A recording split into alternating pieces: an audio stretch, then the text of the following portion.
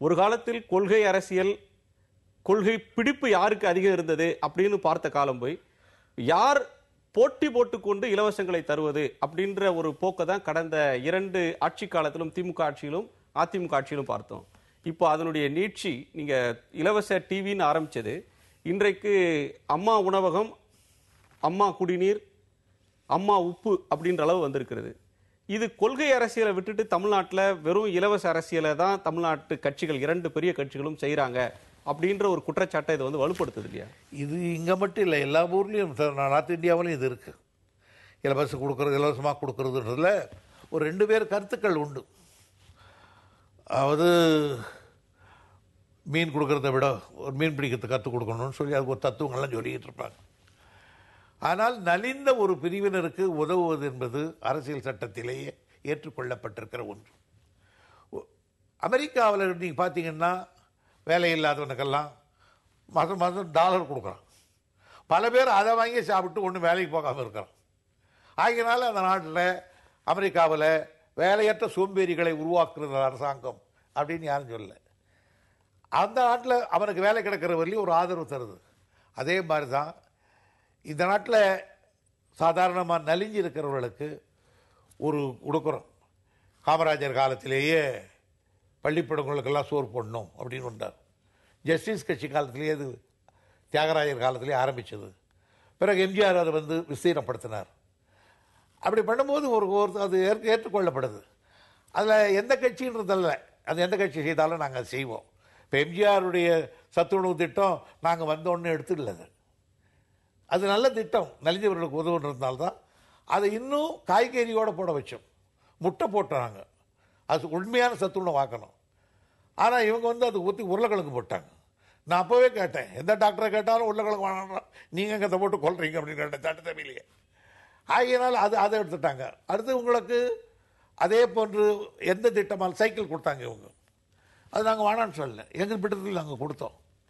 ஆனால் இவங்க ஆட்சியில் என்ன செய்வோம்னா, நாங்கள் என்ன சொன்னாலும் அதுதான் நாங்கள் இலவசம் கொடுப்போம், விலையில்லா பொருள்னு வாங்க, அதை கூட மாற்றி அமைக்கணும்னு ஒரு குறுகிய நோக்கம். ஆகையினால இலவசம் ஒரு அரசாங்கம் தருவது தவறு என்று நான் கருத மாட்டேன். நரேந்திர மோடிக்கு ஆதரவாக ஒரு பெரிய அலை வீசியது, தமிழ்நாட்டிலும் அப்படிப்பட்ட ஒரு அலை வீசியது. அதனாலதான் அதிமுகவே வெற்றி பெற்றதுன்றீங்க. தமிழ்நாட்டுக்கு என்று வேறு ஒரு பாரம்பரியம் இருக்கிறது. மோடியை ஏற்காத அல்லது அவர் சொல்லக்கூடிய கொள்கைகளை ஏற்றுக்கொள்ளாத ஒரு பாரம்பரியம் தமிழ்நாட்டுக்கு இருக்கிறது. அதனுடைய நீட்சியா தான் திமுக தன்னை சொல்லிக் கொள்கிறது. தமிழ்நாட்டில் அந்த மாதிரி ஒரு அலை வந்தது. திமுக சொல்ற சித்தாந்தங்களுக்கான தோல்வி இல்ல. முதல்ல தமிழ்நாட்டு மக்களுக்கு பிஜேபின்னா என்னன்னு முழு விவரம் தெரியாது. ஆனால் பிஜேபின்னு கூட தெரியாது. ஊரில் மோடின்னு தான் கொண்டாந்தாங்க. அது நீங்கள் கிராமத்தில் போய் நான் கேட்பேன், எங்கள் ஊர்லெல்லாம் அந்த 100 நாள் வேலை வாய்ப்பு வரும்போது நீ எல்லாம் யாருக்கு ஓட்டு போடுவேன்னு எங்கள் சின்ன பையன் சொல்கிறான், மோடின்றான். அது யாருன்னா ஆக பிஜேபி இல்லை, மோடி தான். அதனால தான் பிஜேபி ஜாக்கிரதையா, பிஜேபியினுடைய கொள்கை இந்துத்துவா எதையும் அவர் பேசலை. அவர் அதை பேசவும் விடலை. அவரை அதெல்லாம் மக்கள் மத்தியில் காட்டலை. அவர் இந்த நாட்டை வாழ வைக்க அவதாரம் எடுத்திருக்கிற ஒரு மகா புருஷன் கொண்டாந்து ஒரு யங்ஸ்டர்ஸ் மத்தியில் ஒரு பெரிய ஒரு இன்ஸ்பிரேஷனை உருவாக்கி கொண்டு வந்திருக்காங்க. அதில் எனக்கு ஒன்றும் மாறுபட்ட கருத்தல்ல. இஸ் எ கேப்பபிள் பர்சன், ஒரு கெட்டிக்காரர் தான் அனுப்பிட்டல. ஆனால் எந்த அளவுக்கு பண்ண போறாருன்னு போக தான் தெரியும். நரேந்திர மோடியை ஒரு மிகப்பெரிய ஒரு பிஜேபியினுடைய வெற்றி நாயகனாக முன்னிறுத்துறதுல பிஜேபியும் அதன் ஆதரவு கட்சிகளும் தமிழ்நாட்டிலேயே சாதிச்சிருக்காங்க. ஆனால் அதற்கு எதிர் பிரச்சாரம் செய்து அதை முறியடிக்க வேண்டிய இடத்திலிருந்த உங்களை மாதிரியான கட்சிகள், திமுகவானாலும் சரி, கம்யூனிஸ்ட் கட்சிகளானாலும் காங்கிரஸ் ஆனாலும், அந்த எதிர் பிரச்சாரத்தை உங்களால செய்ய முடியல, மக்கள்கிட்ட அந்த கருத்தை கொண்டு போக முடியலன்றதானே அதனுடைய வெளிப்பாடு. அவங்க அந்த இந்துத்துவ அஸ்திரத்தை அவங்க எடுக்கல. அது எடுக்காம அவர் ஒரு இந்திய நாட்டை ஊழலிருந்து காப்பாற்ற, இந்த நிர்வாகத்தை காத்த வந்திருக்கிற ஒரு பெரிய மனிதர் காமிச்சு நிர்வாகத்திறன் படைத்தவர், இந்தியாவை காப்பாற்று தான் கொண்டாந்தாங்க. அதெல்லாம் அது மக்கள் மத்தியில் எடுபட்டு போச்சு. நீங்க அந்த நேரத்தில் நின்றுகிட்டு இவர் இந்துத்துவா என்றால் என்னன்னு சொல்லிட்டீங்கன்னா போயிட்டு இருக்கோம்.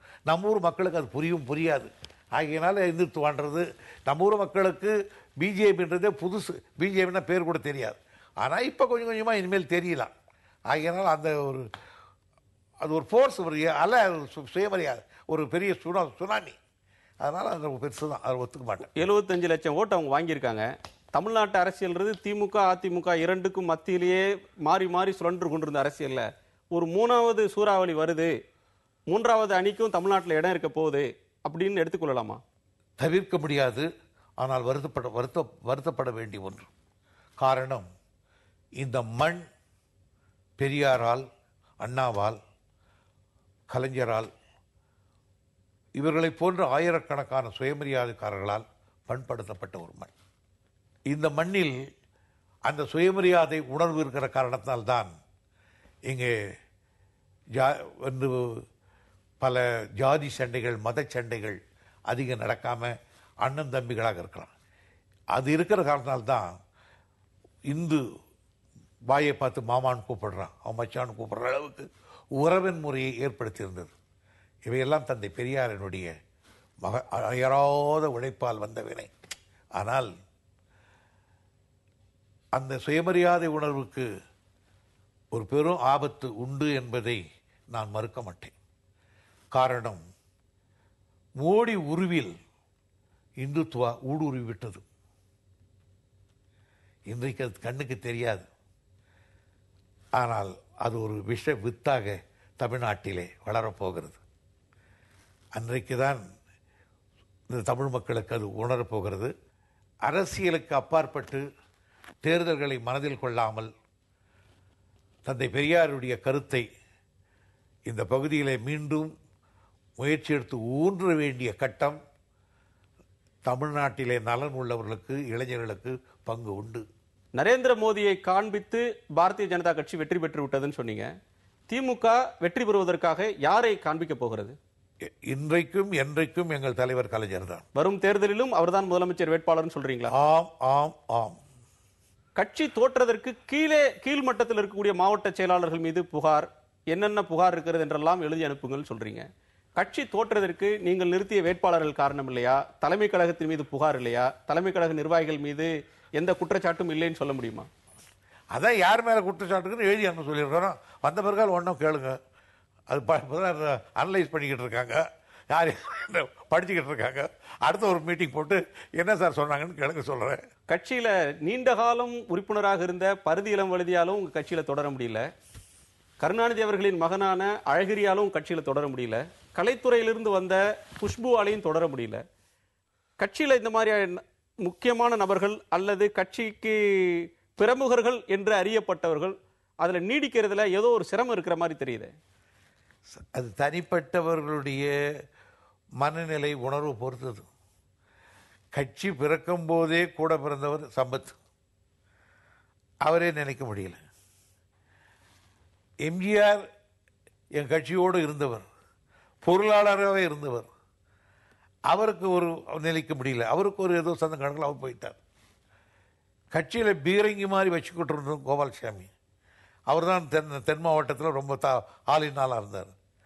அவருக்கு ஒரு ஆசைகள் அல்லது அவர் போயிட்டார். அதனால் ஒருத்தர் போகிறதுக்கும் தப்ப பெரிய நமக்கு இது பண்ண முடியாது. அது அவருடைய விருப்பம்.